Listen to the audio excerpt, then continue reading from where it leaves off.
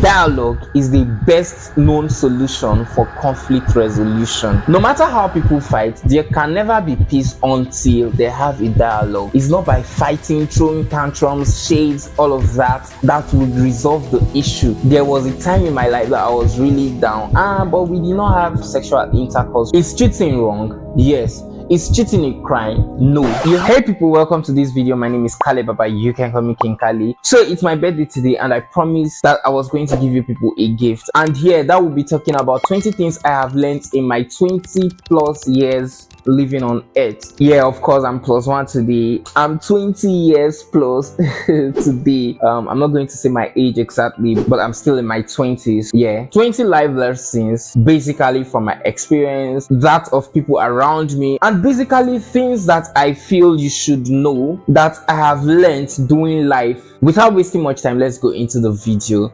Number one, nobody owes you anything. I mean, I'm sure this is not the first time you're going to be hearing this, but if there is need to, let me highlight it more, that nobody owes you anything. Not even your siblings, not even your parents. In fact, it's only your parents that you can have some level of entitlement with, because they are the ones who brought you into this life. But then when you reach a certain age, they don't owe you anything. You can go and fend for yourself. You have become an adult. So if you can't stay entitled to your parents that long, is it somebody else that you want to be entitled to? Nobody owes you anything. If anybody does something for you, they are doing it out of love or out of a free will. They don't owe you jack. So if you have an entitlement mentality to anybody, try as much as possible to get rid of it, because people don't owe you anything. They struggle to get what they get. So you too try and do that. If someone out of their generosity lends you a helping hand, you should be grateful and thankful that you got that kind of gesture from them. Number two, the red flags you ignore from the beginning of the relationship most times can be what will end up shattering that relationship. One thing I've discovered over the years is that people don't change. People don't change because of other people. Like, you cannot change somebody. People change out of their own self-will when they do some self-introspection and they say, oh, I need to change this about me, I need to change this about me, I need to change this character. This is not a good trait someone should be proud of. That's the only thing that makes people to change. People don't change because of you. It actually needs a lot more for somebody to want to change because of you. They have to first make the decision. They have to be decisive about that. Even God, who created us, gave us the will to choices. So how come you want to impose your choice on somebody else? If you see that this person does this and you're not cool with that, if it is something you cannot bear, I think you should just call it a quit, or don't even go into the relationship in the first place. If you see a red flag as huge as that, you should call it quit. Don't think he's a womanizer before you met him, and then when you meet him you will change him. Or don't think he's so and so religion before you met him, and when you meet him you will convert him. If you end up converting if care is not taken. So people don't change because of you. They change because they've made the decision by themselves to change. It's only in rare cases that people change because of the persons around them. Most times people have to go through some life lessons for them to make a change in their life. So don't try.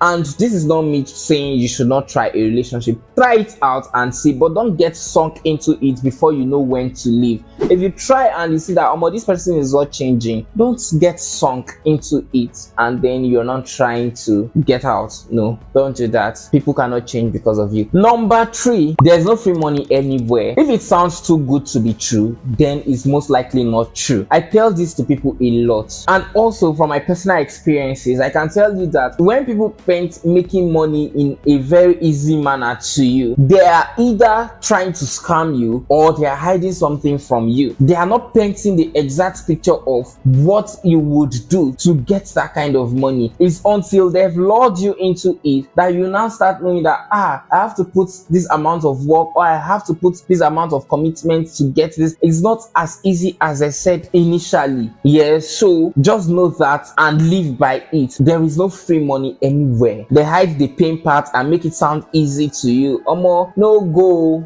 I know what I'm telling you. Like, for real though, money legally got gotten or ill gotten, as the case may be, requires some work. So there is no free money. Live with that. Okay. Number 4, men are not loved unconditionally. As a man, you are only loved for the value you bring, the value you're worth, or your presumed value. Nobody just loves a man unconditionally. No, only children and women that enjoy that kind of love. And it's not even in all cases they enjoy that kind of love, let alone a man. They born you come word as man, you want to enjoy unconditional love from somebody that's not even your mother. At some point, if you to your mother or to your family, you would soon become a burden to them when they cannot see you for who you truly are or for the value you are worth. Your family will even get tired of you. You become a burden to them. So as a man, don't ever think somebody is going to come and love you unconditionally. The day that thing that makes them to love you goes, that's when you start seeing them for their true colors. Their love is going to diminish with whatever made them to love you. Number 5, you are your biggest hype man. No one will blow your trumpet for you. If you're not loud enough about what you do, nobody is going to come and blow your trumpet to anyone. You have to be loud about what you do. Carry your matter on your head. Really be loud about what you do. People don't care. Nobody has your time. It's until you make noise about what you do that people will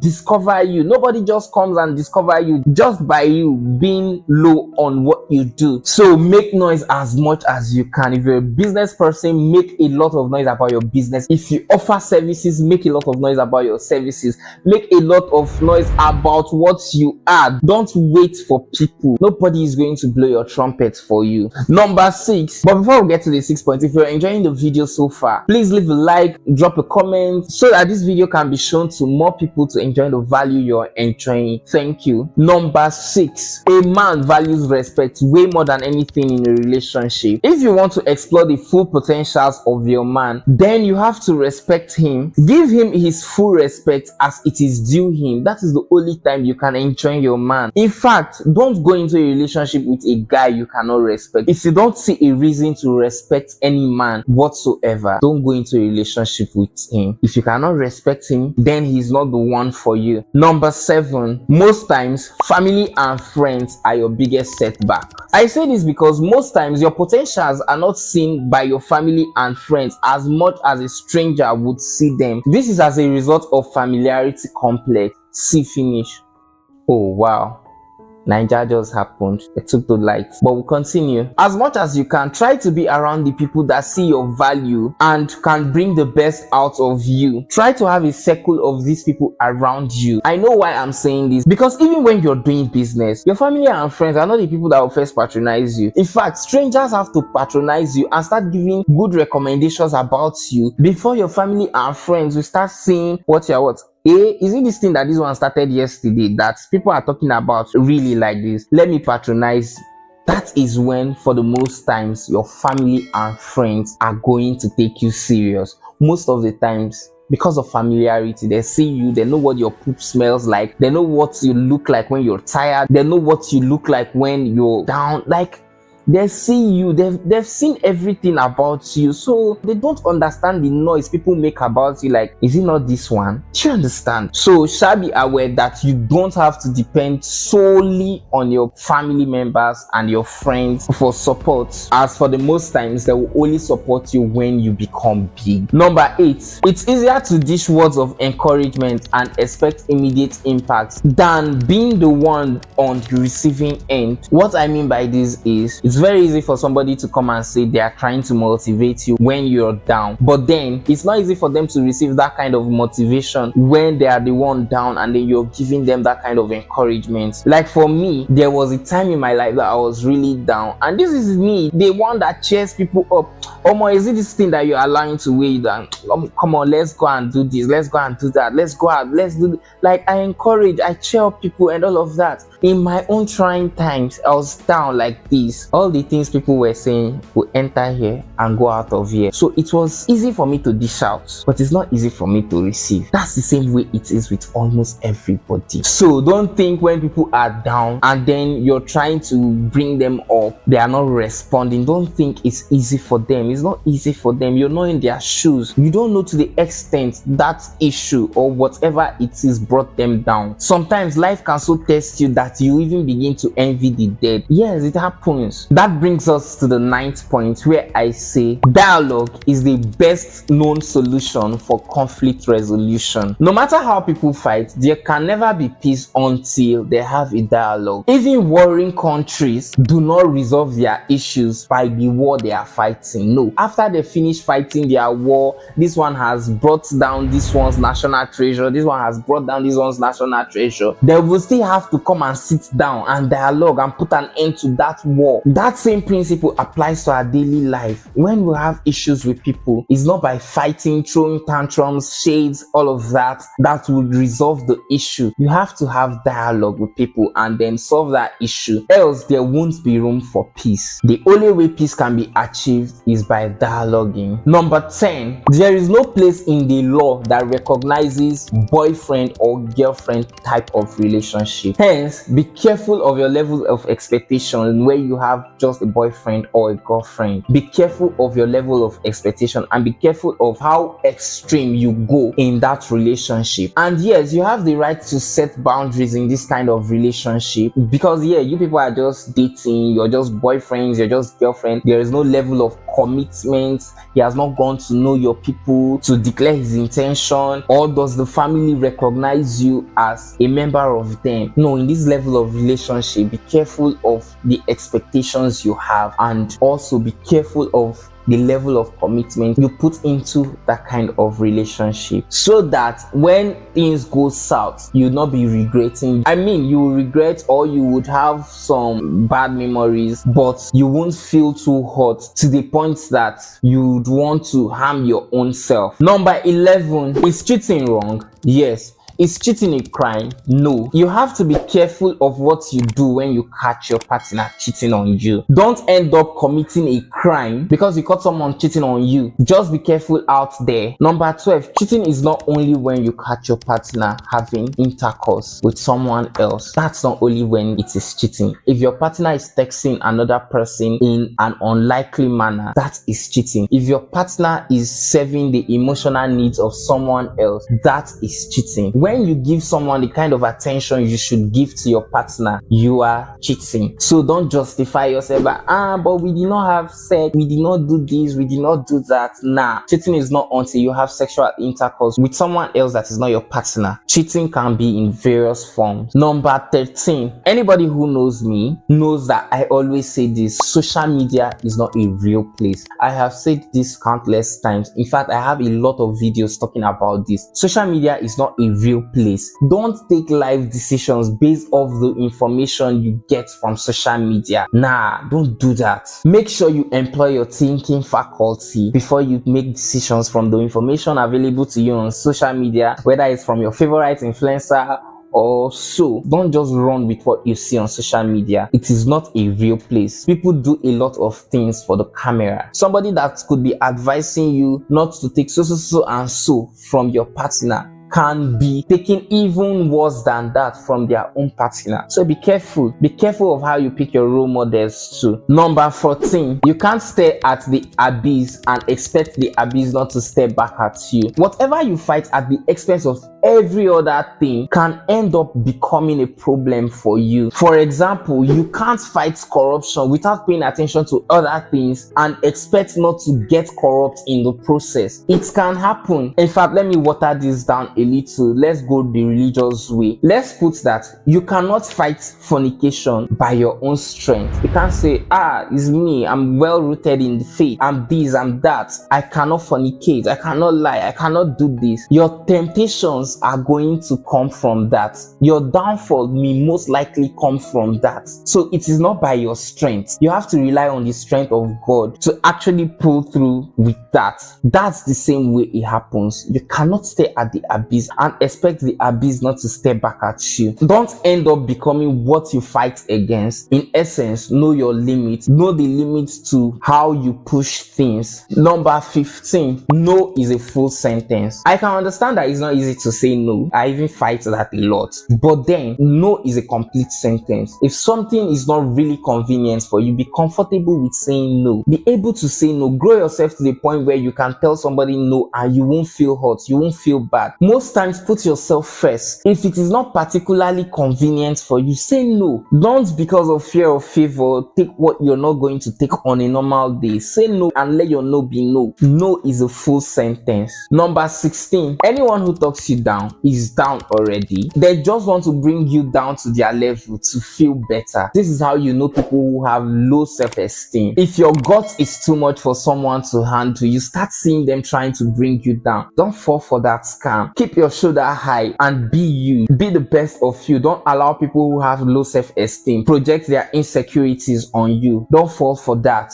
Number 17, learn to manage people you presume are better than you, because that's the only way you can be a true leader. You don't have to reduce people to lead them or feel confident. If you're doing this, it also reflects that you have low self-esteem. So you don't want to be that guy. You don't want to be that person. You can lead people even if you feel like this person's societal status is somewhere far above yours. Don't try to bring them down. Don't feel confident in bringing people down. Don't do that. Don't do that. Number 18, there are 3 C's in life everyone should live their life by: chances, choices, and consequences. Life or God gives us chances. It is now left for us to make choices out of them. But then we have to put in mind that whatever choice we make, it's going to come with a consequence. There is no choice that doesn't come with a consequence, whether a good consequence or a bad consequence. So it is left for you to know the choices you're making. Don't take rash choices. If you take rash choices, you're going to expect rash consequences. Whatever choice you take in life comes with a consequence. So know this and know peace. Live by these 3 C's: chances, choices, consequences. Very important. Number 19, stop downpricing people who offer personal care services. I've said this before and I'm going to say this a couple times more. People who offer personal care services burn out the most time rendering their services. I'm talking about people who braid hair, people who barb hair, people who do your pedicure, your manicure, people who do all of that,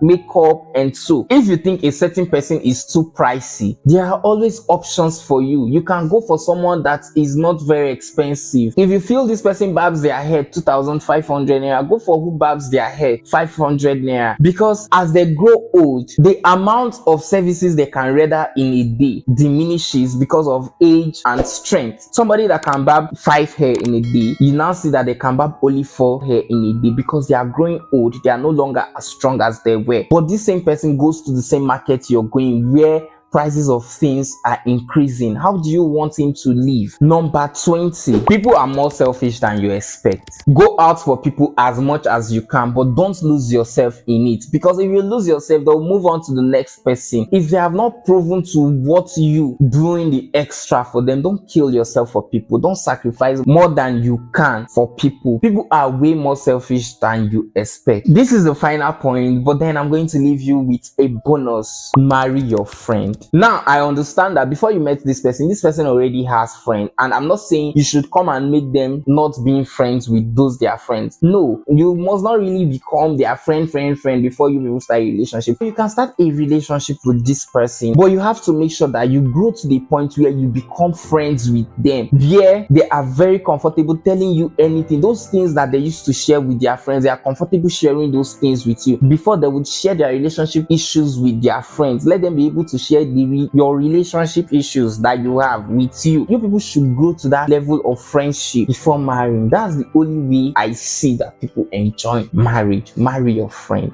and you're going to have a good one. Thank you for staying through. If you're enjoying this video, like this video, drop your thoughts in the comments. You can share as well. That would be my own birthday gift from you. And then if you've not subscribed to my channel, that's if you're watching this on YouTube, subscribe. And if you're watching on Facebook, TikTok, or Instagram, follow me for more videos like this. I'll see you in the next video. Goodbye.